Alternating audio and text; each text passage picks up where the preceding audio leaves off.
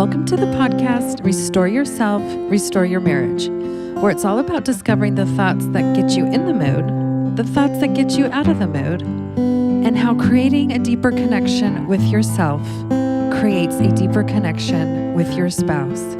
I'm your coach, Shelly Anderson, coaching you through life, love, and intimacy.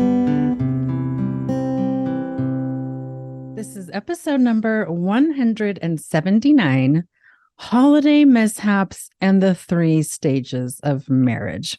Hello, everyone, and thank you for joining me for today's episode. So I just wanted to start off by sharing a quick insight, a little story about what happened during the holidays for me. So things did not go according to plan, according to several plans, actually. And it seemed like several things were out of my control, which a lot of them were. And before too long, I was like, oh, shoot, I realized that I was facing a reality that I wasn't totally planning on and definitely did not expect. And so just a couple days before Christmas Eve, the flu started going around with people that we knew in our neighborhood, friends, and then it hit our family. And so not everyone got it. I did not get it, but my husband did, and some of my kids did. And this also came at a time where I was in charge of our church Christmas program. And so there was a lot of different things happening and moving parts, and I needed to be kind of like on my game and wear multiple hats. And so as I realized that this program was coming up and that people were getting sick, I was like, oh, this is going to change things. And as part of our church choir that I was kind of helping to lead and organize, I realized that there were people that weren't going to make it, and it was going to kind of change the dynamics of things. And we had a musical number that was just men, and my husband was going to play the guitar for it. And so all of a sudden I realized all these things were going to be affected, and it did land on me to solve for them. And so I started to feel very stressed and worried and concerned and angry, and also a little bit just kind of like alone. Like this does land on me. This is my responsibilities, and this is going to affect some of the activities that we do traditionally on Christmas Eve. And now I'm going to have to do double duty. And so I started to feel super stressed. I was tired. I was worn out. I was doing more than normal, and I was staying up super late. So that was making me cranky. And I remember just having a moment where I was like, you're checked out, Shelly, you're checked out. Like you're just running through the motions. You're not connecting to yourself or to others. And is this how you want to show up for the holidays? And I was so grateful for just that one moment. It wasn't long. It wasn't drawn out. It wasn't dramatic. But it just gave me that minute to take a breather and to reassess and redecide what I wanted the next few days to look like. And so I want to give a shout out to my membership because every month we have a new focus. And in November, we talked a lot about holiday expectations and how to manage them in a positive and healthy way. And so I had done that work, and my members had done that work. And then in December, our focus was on self-care and how important self-care is during the holidays to make sure that our buckets are full so that we can fill the buckets of those that we love and care about. And so because of that work that I had done and had included self-care in the month of December, in that moment of reflection, I was able to say, I've prepared for this. Like I've done the work. And so I just took a deep breath, and that just moment of pivot was awesome. It was amazing. I was like, I've got this. I'm going to be able to show up exactly how I wanted to. I'm going to be able to connect with myself, with the holiday spirit, with my children, with my spouse. And I'm not going to be angry or resentful or mad or any of those things that could easily happen, and those negative emotions that could take over when things go wrong. And it's actually nobody's fault, right? It's nobody's fault that everyone was getting sick, and that taking care of sick people and making all the adjustments and holiday plans and programs, that's nobody's fault, right? It's nobody's fault. There's no blame there. But if we don't have skills, we can easily think that it is people's fault, and we can really not enjoy the holidays, and we could be sad and angry and resentful. So I just wanted to point out that being involved in a coaching membership has its benefits. And this is kind of one of them, right? When life gets messy and hard and complicated and stressful, it's those consistent efforts that we are putting in ahead of time. It's that consistent prep work that allows us to navigate the ups and downs of marriage, of life, handling the unexpected, and that we're able to do that with grace and integrity and feeling happy about our own efforts. And so if you haven't really considered the value of a coaching membership, I hope that just that little scenario might help you understand, hey, just doing a little bit of work consistently every month, it actually has a very cumulative effect, and it's a positive effect. Now, I also wanted to just share that story because I like to bring things to reality, right? Like, I'm a life coach. I have these skills. I have this knowledge. And sometimes people might think, hey, well, you have all this stuff. You have all these skills. So like life is going to go really well for you. There's almost like a bubble there. And so I just like to point out, like, oh, that is not the case. I'm just a normal person like everybody else. And all the things go wrong in my life, just like everybody else's. And so sometimes I like to share the stories of like, hey, things are going wrong. Houston, we've got a problem, because that is reality. And that's the reality for me. And I like to be able to show up and say, hey, this is what happened to me. I bet something similar is happening to you. And these coaching skills are really such a value, and they can help us navigate all the things going wrong with so much integrity and so much grace and so much composure that we are happy with the end results, even if everything went wrong. So I just wanted to put that out there.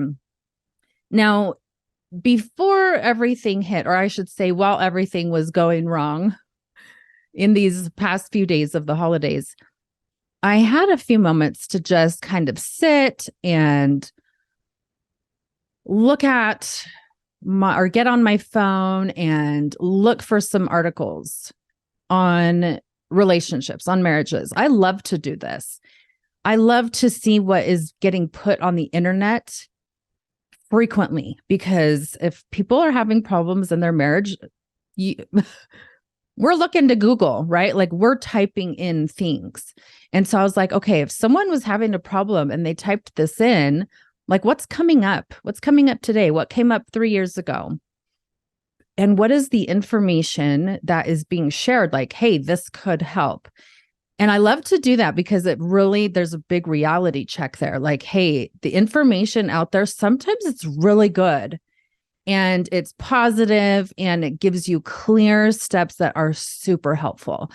And at the same time, there's so much out there that sounds good in the moment, but it's actually not super helpful. It keeps us in a negative space, even though it sounds and the words are written in a way that it sounds super effective.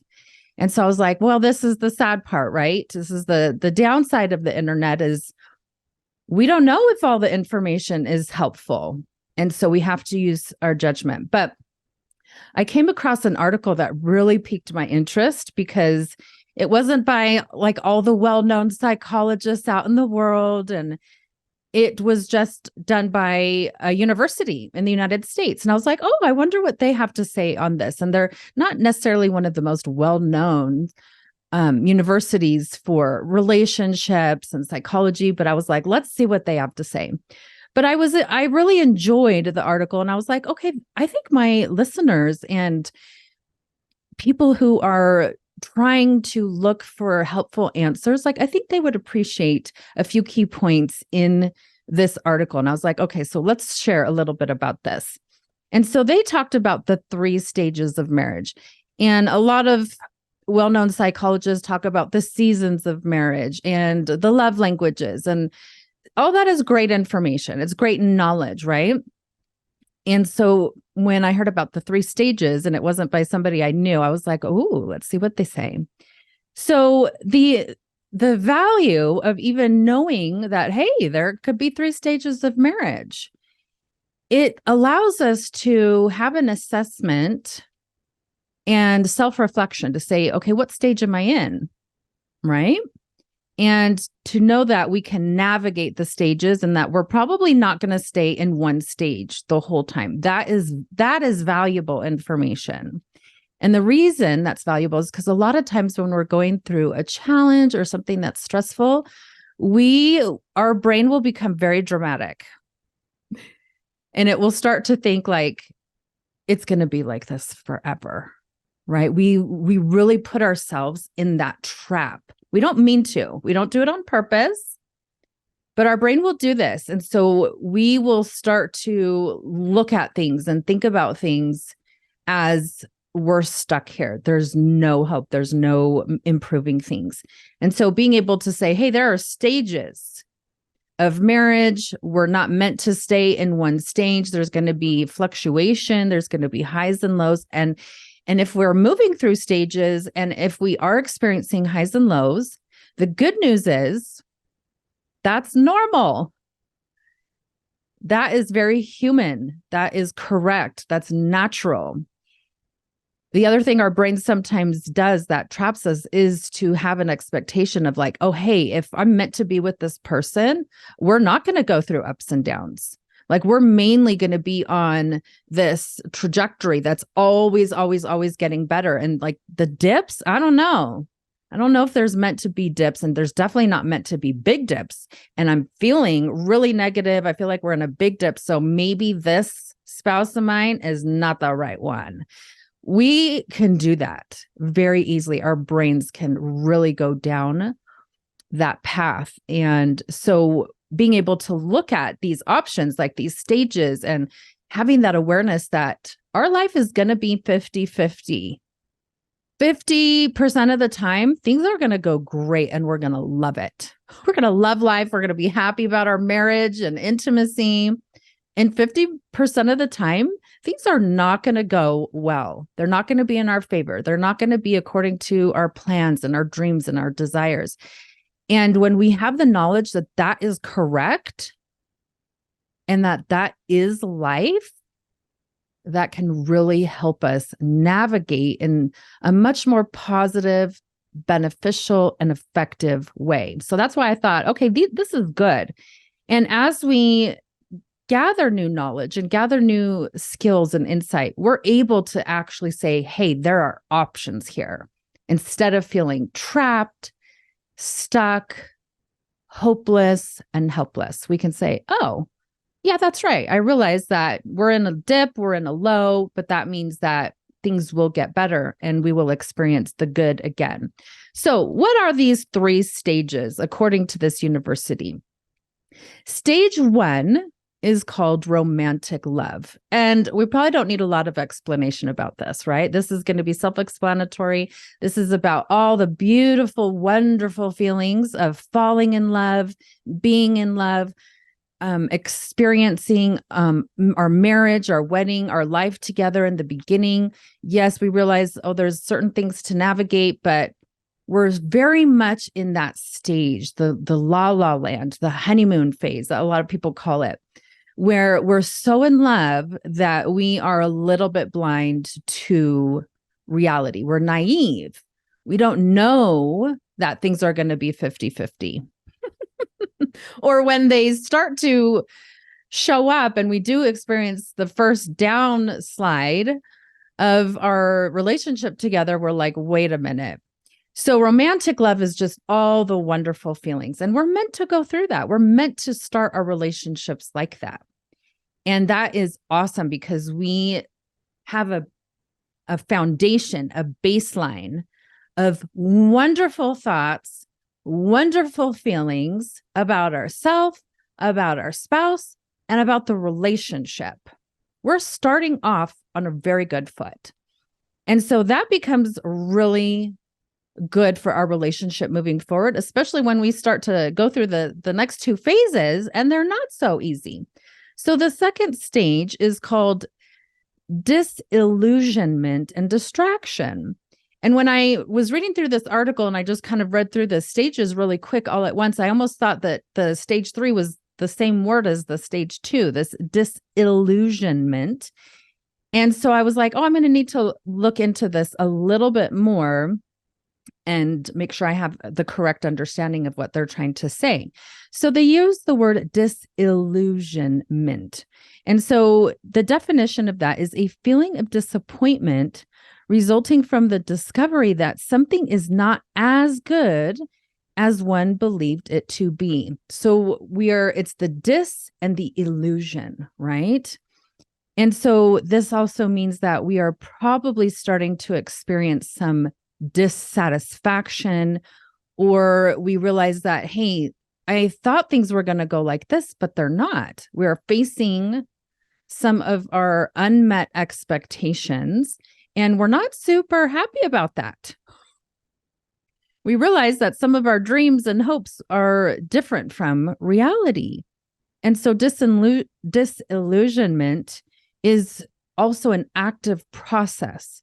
That means, yes, we're starting to see what reality is, and we are going to have to free ourselves from the illusion of what we thought it was going to be. That means we do have to face reality for what it actually is. Oh man, we don't want to do this as humans. We're like, this is not the easy stuff. This is not the fun stuff. This is not the romantic stuff. This is real life. And so sometimes in our efforts to kind of avoid doing that work and facing those adult things, we get distracted. And it could just be that we are distracted because we are now entering that phase of life where we have children, we have careers, we're busy, there are extracurricular activities, and there is busyness taking place. And sometimes that is a distraction, right? Just the amount of busyness and responsibilities that come with creating a family means that there's less time to focus on the relationship between husband and wife. But there's also the personal distraction that takes place, right? Like we can disconnect ourselves through video games, through media, through the vices, the addictions, the buffering that we don't want to, or that we try to put up so we don't have to deal with reality. And if we look at the prefix of the word disillusionment, we find DIS, right? The dis. And that means that it's something that's not happening, or it's the opposite of. It's the undoing of an action, or to do the opposite. So instead of like continuing in the illusion of everything is supposed to be really good in our marriage, we're not supposed to have these really opposing viewpoints, is we have to free ourselves from that illusion. And that is something that requires our mental capacity, our thinking. And a lot of times we don't know how to do that. And it seems so big and so overwhelming, and it seems insurmountable that we just don't do it. That's why we end up in all kinds of distraction. Even if we're working really hard overworking can become a distraction. And so that is kind of like the second stage, is that we are now in the busyness of life, the responsibilities of life, and we are facing reality, and we are coming to terms with ourselves that it is not what we thought. It's not easy. It does take work. And we're going to have to either continue in that way. And that's sometimes what we hope to do, is just use the tactic of distraction to buy us time, thinking, oh, like this will just pass in time, and or things will just resolve themselves, though things will work out. And so we hope to buy time through these distractions. So then that leads us to the third phase, the third stage, which is called dissolution. See, it's how it sounds the same. Dissolution and adjustment. That's the third phase, dissolution and adjustment. And I'll go into detail what they mean by that. But if we look at the word dissolution, we find the same prefix, dis. But dissolution means it's the closing down or dismissal of a partnership. And this can be in a relationship as far as like husband and wife, or the dissolution of a family, but it can also refer to businesses, right? Your business partners and companies. It's the act or process of dissolving by separating into the individual component parts, or that it's, like that's like a decision to do that, or it's kind of like a gradual decay. It's a gradual dissolving of the relationship, of that connection. And eventually, because it continues, it leads to the death of that relationship. And so I thought that was just really interesting as part of the definitions of dissolution, and that this is like one of the phases after we realize, hey, life is not easy. Families are not easy. Marriage is not always easy. And we can move into this third phase of like, now that I'm realizing it's not easy, and there's been a lot of busyness and distractions, now what? The noun form of dissolution is dissolve, to dissolve. And so again, we have these two parts of the word dissolve. We have the dis, the prefix, right? To do the opposite of. And then we have the word solve. So we're doing the opposite of solving. Wow, like that's really important insight. I really like this insight, because as we stay in the distraction phase, we're doing the opposite of actually solving some of the things that could be solved, right? We're doing the opposite of solving. So when we solve, it means we're looking for answers. We're trying to find the answers. We're trying to find a means of effectively solving, effectively dealing, effectively handling a problem, or according to the definition, or a mystery. We don't know how to handle things we don't know, which is a mystery. And I was like, now this is awesome. Instead of looking at all the problems we have, what if we just changed our mindset a little bit and said, well, this is just something I don't know yet. This is a mystery to me. Okay, brain, we need to go on this new adventure of solving this mystery about how to deal with this in my relationship. I don't know this. I don't know how to solve this. So this is something mysterious. Ooh, your brain is going to like that so much better than just saying like, look at this problem that we don't know how to solve. Oh, your brain is not going to like that. That's miserable. And so I love these little insights into these words and these stages. And so dissolution in stage 3 is going to be like, hey, maybe we're going to do the opposite of actually solving the problems, right?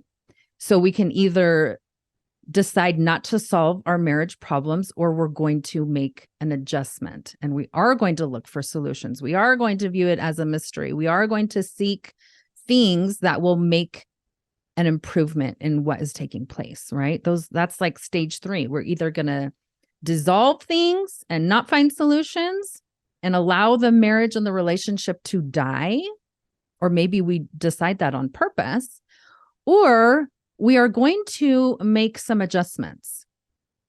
Now, the thing about the adjustments is that this article says there are 2 ways to make adjustments. And I was like, ooh, this is good. Because sometimes we may think, oh, we just need to make an adjustment. And sometimes we're okay with it. And sometimes we're not okay with it. And that makes a big difference. And so what they talk about is there's 2 ways to make adjustments.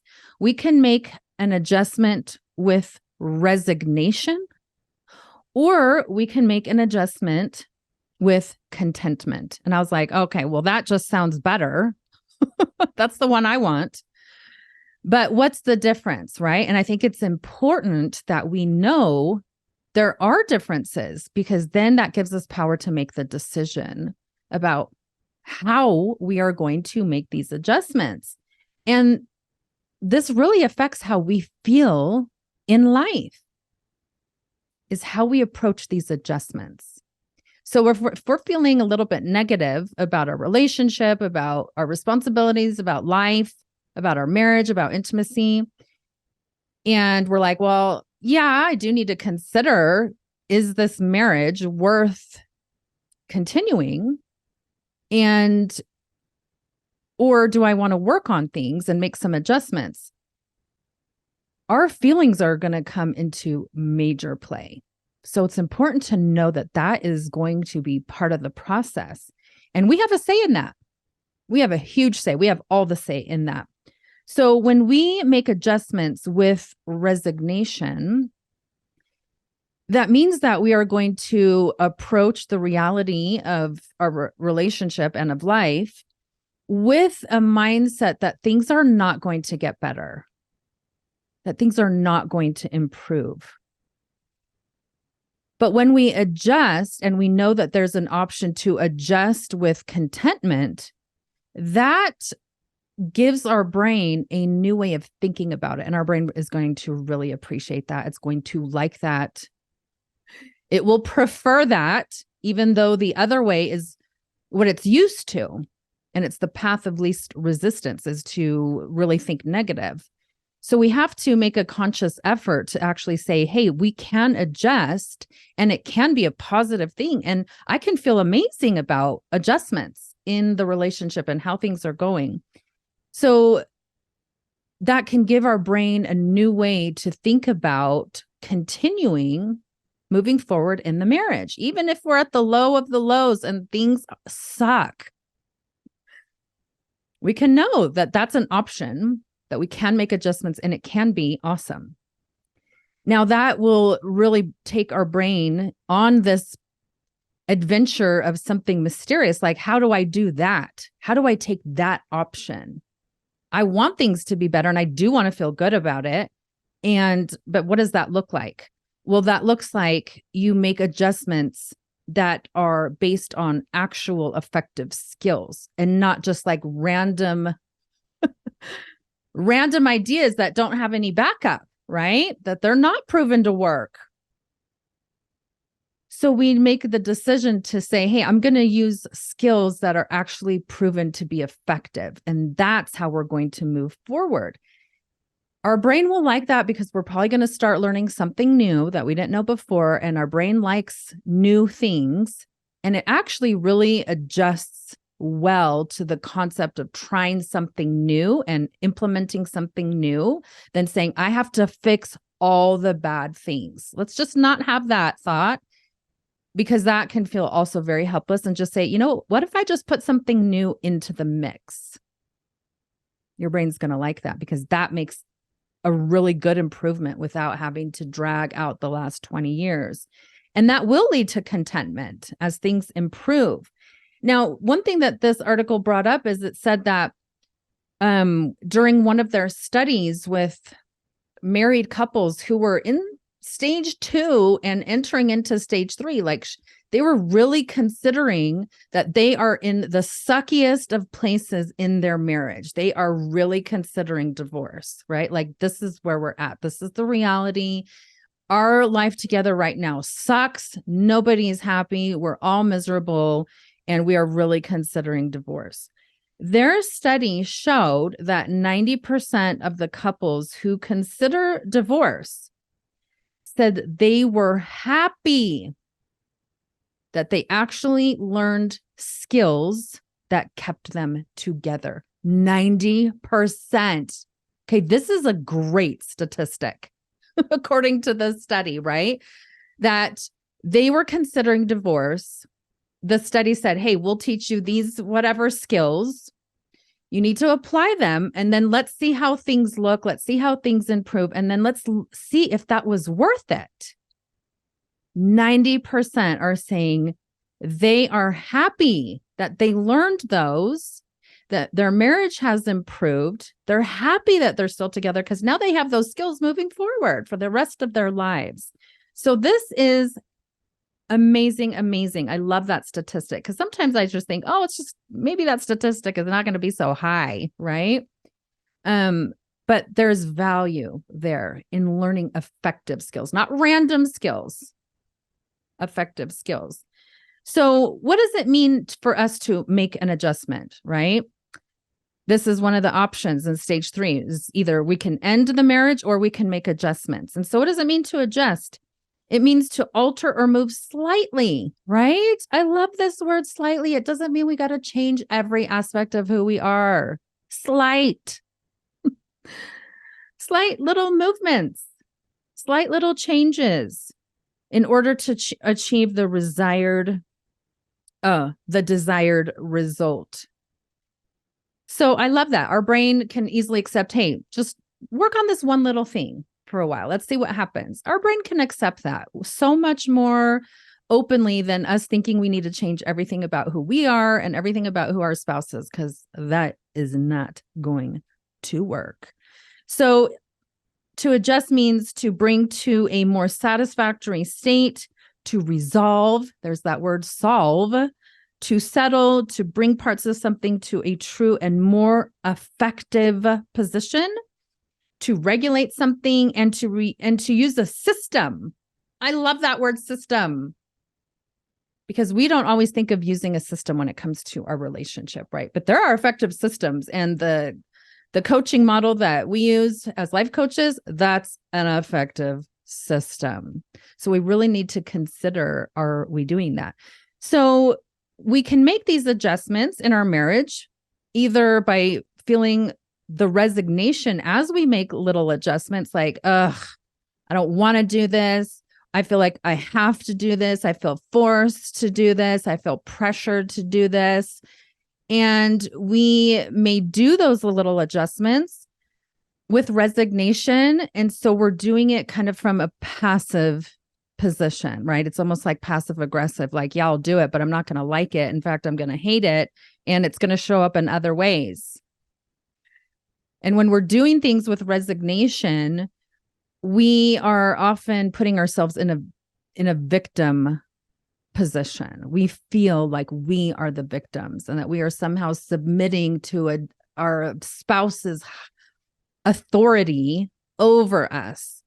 And so we feel like as a person, as an individual, as someone who is unique, we start to detach ourselves from the relationship and from our spouse. We do that. Our spouse doesn't do that. We do that. We start to detach ourselves when we feel like we're the victim, when we start to take a passive approach, when we start to make adjustments to save the marriage, but we're doing it from a position of resignation.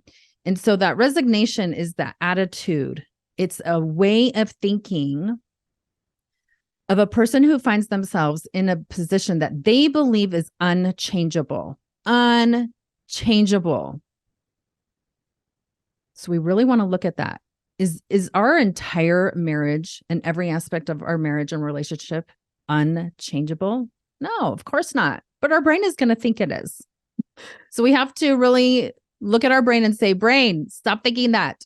There are things that are changeable. Of course, there are some things that are unchangeable, but it's not the whole thing. The whole relationship is not unchangeable. And so resignation usually means we are in a state of hopelessness, helplessness, and powerlessness. Ooh, we don't like that. Us humans do not like that. We will feel defeated. We will feel stuck. We will feel depressed. And we will feel incapable of actually making a change that we like, a change that feels amazing. We will feel incapable. Humans don't like to be in this position at all. So it's a passive response to our situation. It's a passive response. Now, how do we know if we are saying, yeah, okay, I'm going to be in this marriage. Our kids are young. It'd be really hard to get divorced. Maybe we'll get divorced when the kids are older. So you're accepting staying in the marriage, but you have resignation. How would you know that if you're there? Well, you will have some of those feelings of hopelessness, helplessness, powerlessness, but you might have thoughts that sound like this. What's the point anyways? Like, why? Why start a fight about this? Why even try to make things better? Or you might think, well, there's just no use. There's no use in having discussions about this. There's just no use. Like things will never change, right? That's just the way it is. It is what it is, right? Well, some of that is true. That is a sign that you are staying in the marriage, making adjustments, but you're doing it from a place of resignation. So those might be the clues and the signs that that's your current approach. And you can ask yourself, do I like that approach? Do I feel good? Chances are you will not be feeling good if that is your approach. And I think out in the world, there is this term of like quiet quitting, right? Like you're not making it obvious. You're not declaring, hey, like let's end this marriage. You're sticking it out, but inside there's something else. There are other processes taking place and you're quietly quitting. That's also called silent resignation.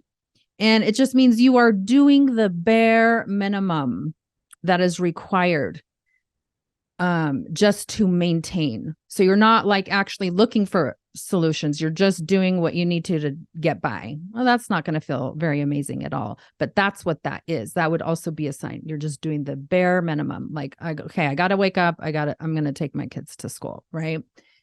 When people do give up and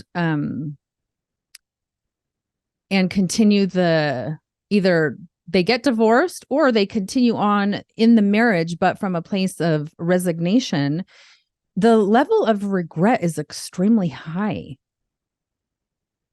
I have talked to so many people who have been divorced and they have regretted their divorce. And one of the biggest questions they say is like, why didn't I learn some skills and work it out? Why didn't I learn to solve? And I just want to point out that that is the reality of people who do get divorced. It's not like everything just becomes easy. Sometimes divorce is the solution. But I also want to point out that people who do get divorced often have regret. And that is also reality that we need to know about. And one of their biggest regrets is, why didn't I learn some problem-solving skills?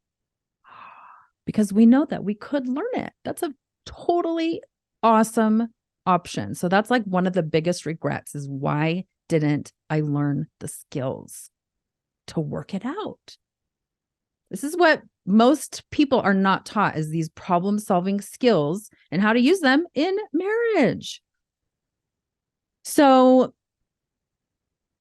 part of the challenge that we're going to face today is recognizing what stage we are in, and being able to recognize, okay, I can't control every aspect of my marriage. I can't control my spouse, but what am I in control of?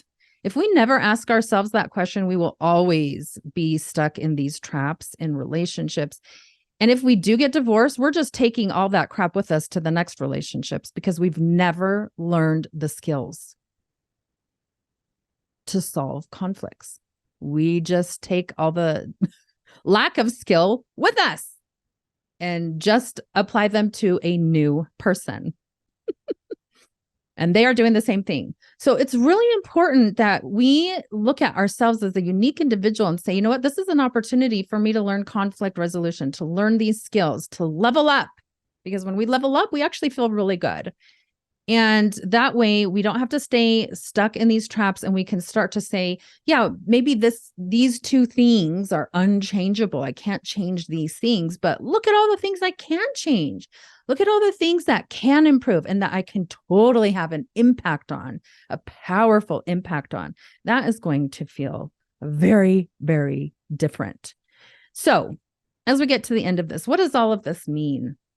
What are the final outcomes if we say, yeah, there are stages that we go through, and I can take a more active approach instead of a passive approach to how I view our relationship and our marriage and intimacy.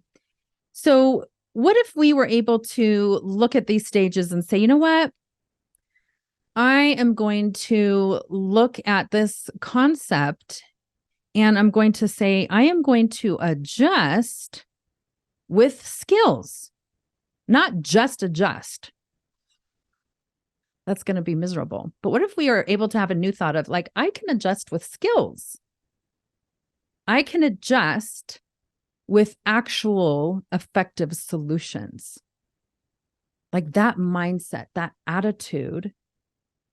The beauty of that mindset and attitude is that you will improve as a person. You will move forward. You will develop. You will have self-actualization. That's part of human growth. It's awesome. When we have self-actualization, we actually feel really good inside. We are meant to progress. So this is an awesome approach on an individual and personal level. We will feel peace when we make the decision to have that type of attitude and mindset. Okay, let's adjust, but let's adjust with skills. You're going to feel confident. That's amazing. And you're going to have that inner peace and a sense of harmony, even if your spouse isn't doing it at the same time as you. They usually don't do it at the same time of you. It's super effective if they do, and fast or faster. But it's still effective if you start it for yourself. Your spouse is going to see your slight adjustments, and it's going to be very mysterious for them, and they will become very curious about it. And that's where you want them, because then they are more invested and more interested in making those little changes, those slight adjustments themselves. So it's not about who's doing all the work first. It's that you get to feel better first and show your spouse it's possible. And then they're like, I want that. It's awesome. We can be the trailblazers. We can take that first step. It's amazing. Some of the results also of being able to have this information is that we can look at our spouse and say, we've got history. We have been through the ups and we have been through the downs.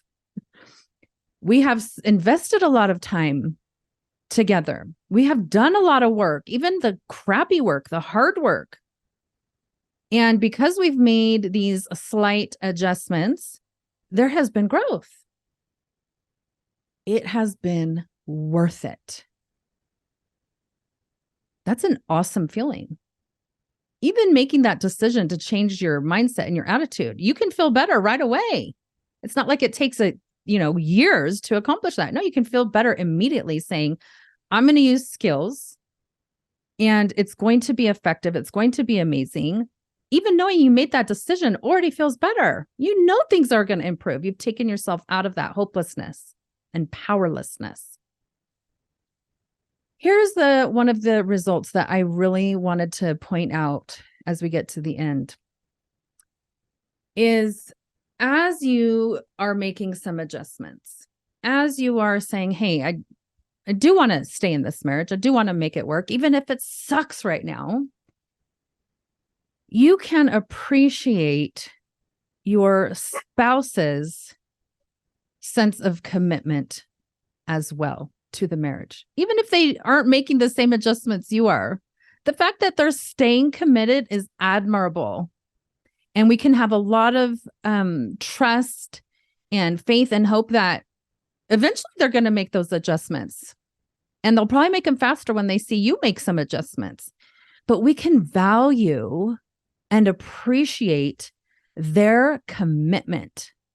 We live in a world that shows the opposite of staying committed, right? We live in a world that's like, hey, if you don't like something, just walk away. And even for things that we need just in basic life, just walk away, disconnect, right? Distract yourself, give up.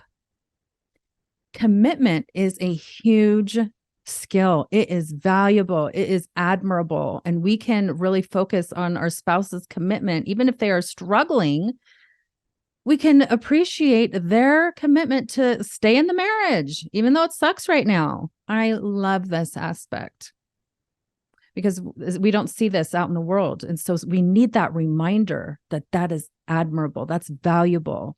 And we can really focus in on that about our spouse, even if they are doing several things that are challenging for us, right? We can focus on that and that they are staying willing and committed to the relationship, even in the storms.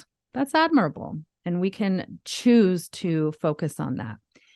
And wherever you are now, whatever stage you're in, even if you're feeling like you are at the worst stage and that you are really considering divorce, I want you to know it does not mean you are stuck there. There is always hope. There is always a way to work through things. And it's just like, are you using the effective skills to solve the problems that you're actually facing? And just remember, there are stages. It is the up and down. That is the correct way of a relationship. Okay. So as we are ending this, I want you to really think about that this week. See if you can take an attitude and a mindset of adjust slightly with skills, learn skills. And finally, if you haven't looked into the membership, my membership, it's called Make It Meaningful. Just go to my website, Shelly.AndersonCoaching. It's on the homepage. Just scroll through all the free resources and look at the membership. Make It Meaningful membership, because this is what we do. We look at the things of real life, and every month we have a focus that's like, hey, let's look at the reality of this. Let's use the self-coaching model. And we're able to make these slight adjustments consistently. And every month we have a new focus in life so that we can really dive deep. And it's only $39 a month. It's affordable.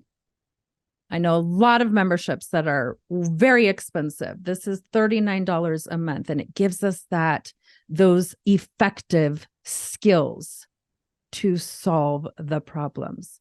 Okay, so take a look at the membership, sign up. If you didn't get some of the Christmas gifts that you wanted this year, that could be a gift you give to yourself. And effectively, it will be a gift that you give your spouse and even your children and even your extended family just by you giving it to yourself first. Okay, because remember, the more you restore this type of intimacy with yourself, the more you restore it with your spouse. Thank you so much for joining me today, and I hope you will join me again next week.